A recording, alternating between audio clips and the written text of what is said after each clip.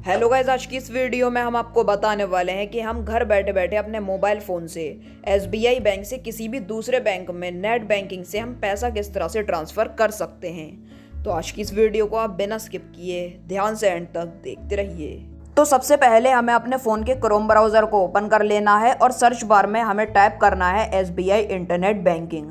तो हम SBI internet banking को लिखकर सर्च कर लेते हैं। सर्च करने के बाद सबसे पहला हमें लिंक मिलेगा जो कि है state bank of India personal banking SBI। तो हम इसको ओपन कर लेते हैं। ओपन करने के बाद इस तरह का इंटरफेस शो होने लगेगा और यहाँ पर हमें एक ऑप्शन देखने को मिलेगा कंटिन्यू टू लॉग इन।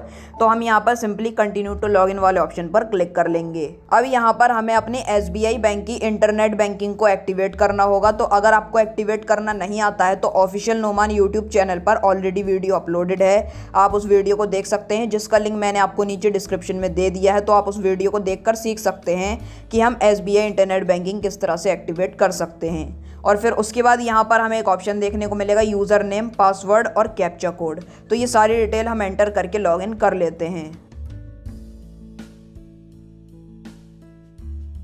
अब आप यहाँ पर देख सकते हैं हम सक्सेसफुली अपने SBI की इंटरनेट बैंकिंग में लॉगिन हो चुके हैं। अब यहाँ पर आप देख सकते हैं लेफ्ट हैंड साइड में हमें 3 लाइन का एक ऑप्शन दिया जाता है। तो पैसे ट्रांसफ़र करने के लिए हमें यहाँ पर क्लिक कर लेना है। क्लिक करने के बाद ऊपर से दूसरे नंबर पर हमें एक ऑप्शन देखने को मिलेगा पेमेंट्स और ट्रांसफ़र। तो हम यहाँ पर क्लिक कर लेंगे। क्लिक करने के बाद काफ़ी सारे ऑप्शन यहाँ पर शो होने लगे हैं। तो फंड ट्रांसफ़र में सबसे पहले ही हमें एक ऑप्शन देखने को मिलेगा quick transfer without adding beneficiary.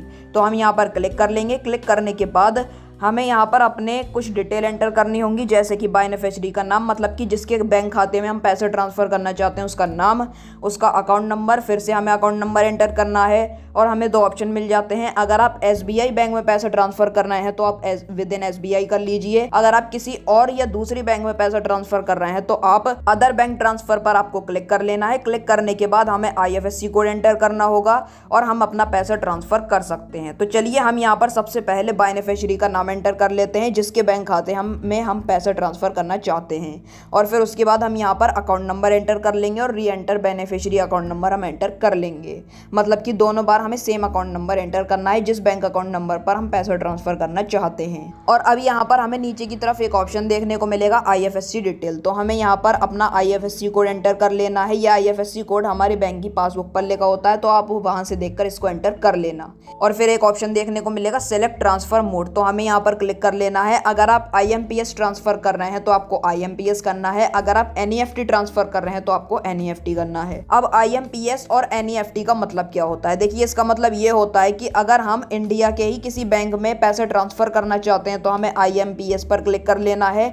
अगर हम किसी दूसरे विदेश में पैसा ट्रांसफ़र करना चाह रहे हैं तो हमें यहाँ पर NEFT कर लेना है। IMPS में पैसा इंस्टेंट ट्रांसफ़र हो जाता है और NEFT में 1 या 2 दिन का टाइम लगता है, तब पैसा ट्रांसफ़र होता है। तो हम IMPS कर लेते हैं। हम अपने भारत देश के, मतलब कि इंडिया के ही दूसरे बैंक अकाउंट में पैसा ट्रांसफ़र करना चाहते हैं। और ऊपर की तरफ अगर आप देखेंगे तो आपके बैंक अकाउंट का अमाउंट आ जाएगा, मतलब कि इस टाइम आपके बैंक खाते में कितना पैसा पड़ा हुआ है। तो यहाँ पर 1475 रुपये मेरे बैंक खाते में है, तो मैं यहाँ पर 1475 रुपये ही ट्रांसफ़र कर लूँगा। तो यहाँ पर मैं अमाउंट एंटर कर देता हूँ 1475 रुपये। अब यहाँ पर मैं आपको एक बात बता दूँ, अगर आपका ज़ीरो बैलेंस अकाउंट है तो आप एक दिन में 10,000 रुपये ही ट्रांसफ़र कर सकते हैं। अगर आपका बड़ा खाता है तो आप उसमें अनलिमिटेड पैसा ट्रांसफ़र कर सकते हैं। उसमें कोई भी किसी तरह की लिमिट नहीं होती है, बस साल की 10 लाख रुपए की लिमिट होती है। तो हम यहाँ पर पर्पस चूज़ कर लेते हैं। यहाँ पर हमें काफ़ी सारे ऑप्शन दिख जाएंगे, तो आप किसी भी पर्पस से पैसा ट्रांसफ़र कर रहे हैं उसको आप चूज़ कर लीजिए। तो मैं यहाँ पर कर देता हूँ गिफ्ट टू रिलेटिव फ्रेंड। और फिर उसके बाद यहाँ पर लिखा हुआ है I accept the term condition. हम यहाँ पर क्लिक करके सबमिट वाले ऑप्शन पर क्लिक कर देंगे।